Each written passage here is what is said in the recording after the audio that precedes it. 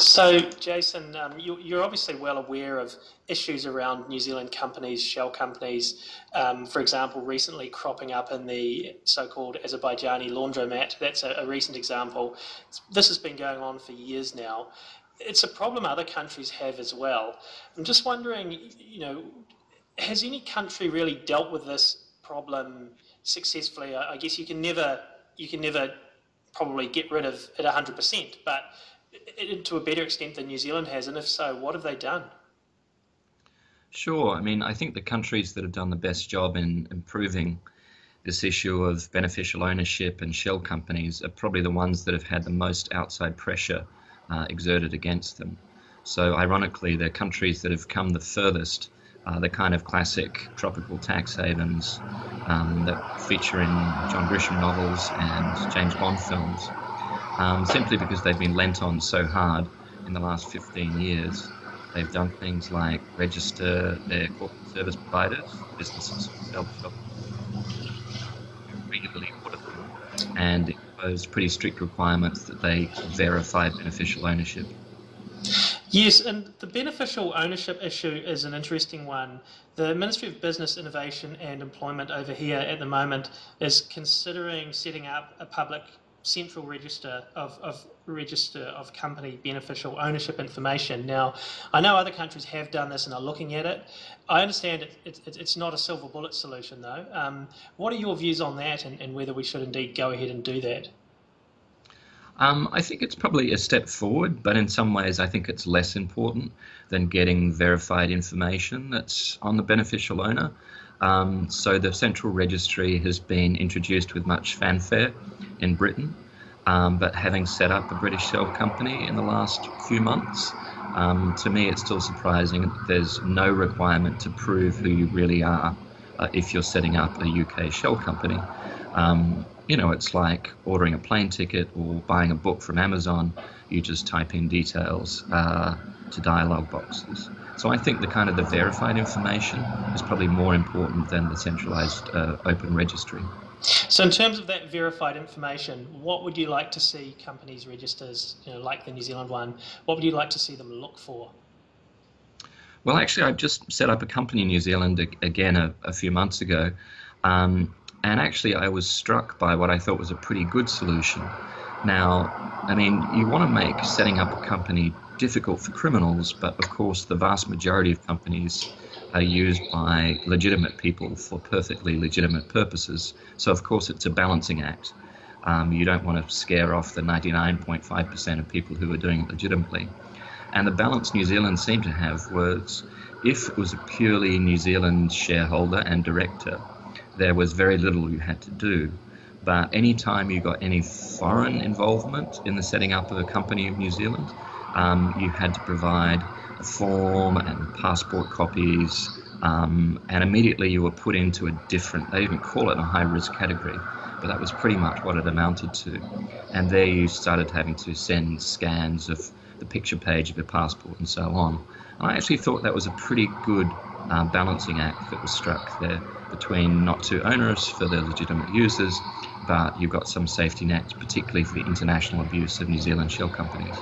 What I've seen probably in the last year or so quite a lot is that every company in New Zealand now has to have a New Zealand domiciled director or an Australian domiciled director. So what we've been seeing in some of the stories we've been writing is some of these companies have had Australian directors and they've been nominee directors, and some of the more dubious companies I've come across, that they seem to be coming in through the back door through our close ties to Australia. I mean, you're that's encouraging what you're saying, but I mean, I guess there's still this issue, particularly with directors in Australia. So I don't know if you have any advice on how they should perhaps tackle that. I guess I have some advice for criminals, and that's why not just set up your company in Australia, because Australia doesn't have any of these extra requirements that New Zealand does. And again, I know this because I set up an Australian company at the same time as I've set up a New Zealand one. And there the process was cheaper in Australia and fewer questions were asked. So, if it came to pass that we started seeing stories of the misuse of Australian shell companies and a slight decline in the misuse of New Zealand shell companies, in some ways I wouldn't be surprised there. That's interesting to hear. Very, very interesting to hear. Look, I mean, in terms of what you've seen, I mean, obviously you look at these issues in a lot of countries. I mean, you've obviously seen some improvements in the New Zealand arrangements in recent times. I mean, what else do you think we should be doing? Anything in particular that we should be doing? I think that there's just other channels that are related. So, for example, the general anti-money laundering system, the system of bank checks. Often you want to have a system where different parts kind of act as a fail-safe for one another. So often a shell company is not that useful without a bank account to go with it. There are some exceptions to that. So, for example, you want a backstop or a safety net of your beneficial ownership regime to make sure that banks are really finding out who the beneficial owner is when they're setting up a corporate account there. If you've got requirements there, you want to make sure they're actually audited and enforced. So, for example, I guess there's a pilot registry in the United States and a terrorist no-fly registry in the United States. And unfortunately, there are some people who simultaneously hold pilot licenses in the United States and are also on the no-fly list because they're suspected terrorists, simply because no one's bothered to cross-reference those two data sets. So I think just because you passed a law doesn't mean it's going to enforce itself. And, that's at most half the struggle. So I think there's a lot of enforcement and implementation stuff that has to be done to make sure that laws on the books are actually effective in practice. So that really comes down to the attitude of the regulators, of the bodies that are tasked with overseeing these things. And I guess not just ticking the boxes, but actually really, having the right mindset to enforce these laws. Yeah, so for example, in the UK, the agency responsible for auditing corporate service providers is the tax authority, Her Majesty's Revenue and Customs. And they have no real interest in doing this because they see their job as raising tax, not checking on corporate service providers. So as a result, the requirement that corporate service providers are audited is a dead letter. It's almost never enforced. So, you've got laws on the books that don't actually do any good. Obviously, that's the situation you want to avoid. Now, you mentioned corporate service providers, and that's a really interesting area too. And the situation in New Zealand, which is probably similar to a lot of other places, is basically anyone can register a company. So, I mean, and the government here prides itself on being the easiest country in the World Bank surveys, easiest country in the World Bank surveys in which to start a business, which, as you say, is great for the 99.5% of people who are honest and doing it for good reasons. But for the crooks, it's also good, unfortunately. But so those company service providers can set up a company, from anywhere in the world can set up a company in New Zealand effectively, unless they're proven criminals.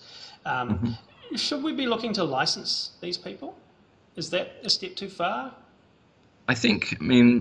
Personally, I think that you can have a two-tier solution. If it's just a question of New Zealand residents setting up New Zealand companies, particularly if New Zealand residents have to enter their tax identity number, that seems good enough because the New Zealand government has a strong interest in keeping tabs on them, obviously for tax compliant reasons.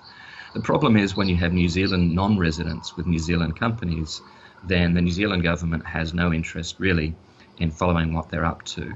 And that's where you get the abuse of New Zealand companies overseas. So I think it's a pretty good rule that if you're going to sell New Zealand companies to foreigners, then you should be licensed and there should be some sorts of due diligence checks there. And I think, in fact, that licensing corporate service providers is probably a better solution than just setting up a centralized registry, whether it's open or closed.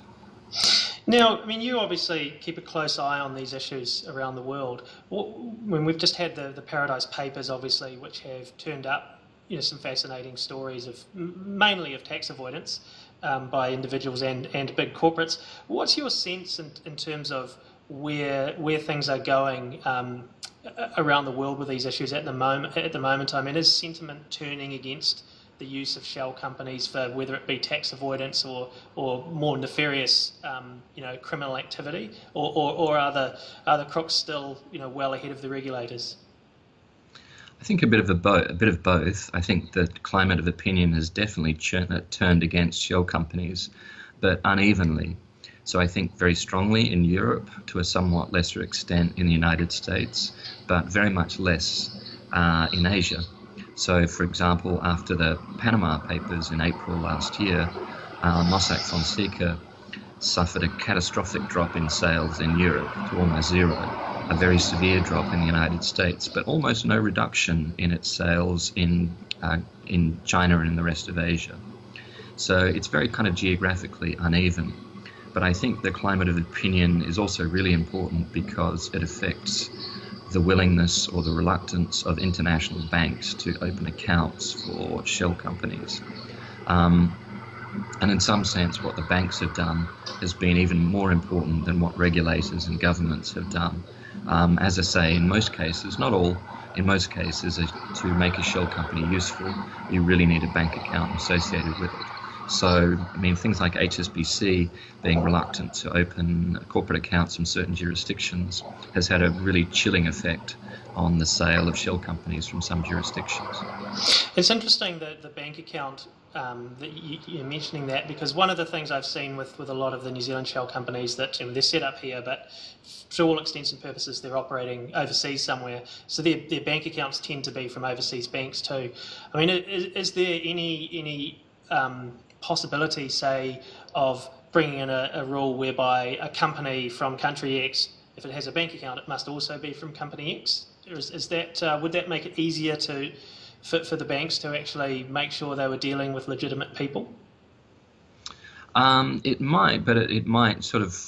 I think the danger there is you might mess up a whole lot of legitimate commerce. So that if you were saying that a company from jurisdiction X must have a bank account in that jurisdiction, then I think you would probably throw a spanner in the works of quite a lot of legitimate international, not only international business, but say the spread of families across different jurisdictions. Particularly, some of these families, of course, use trusts or use companies as well. So for me, that might be a little overkill. Yeah, it's a complex issue, that's for sure. Complex issues. So it's there's, as I said, I guess there's no silver bullet solution. Look, we've covered the key issues, I guess, that I wanted to ask about. Just wondering if there's anything else in particular you'd want to add. I think for me another interesting angle is that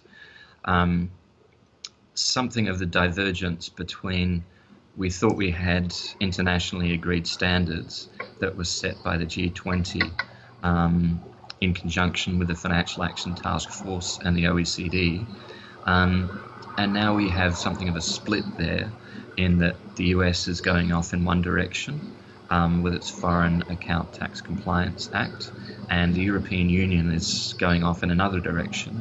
The EU is due to release a blacklist of tax havens on the 5th of December, and the EU standards are written in such a way as you can be compliant with the international standards, but still in the bad books of the EU.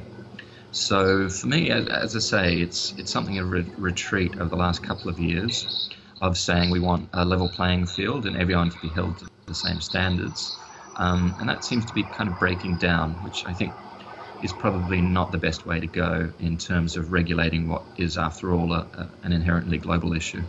Well, it'll be interesting to see who's on that list, and I guess also being a bit of a cynic, how many territories from within the EU are included on that list. Well, no need to be in suspense there. The EU has already said that all of its members will not be on the blacklist. So. Right. The double Irish, the Dutch sandwich, the Luxembourg leaks, all of those are things the EU is not interested in, apparently.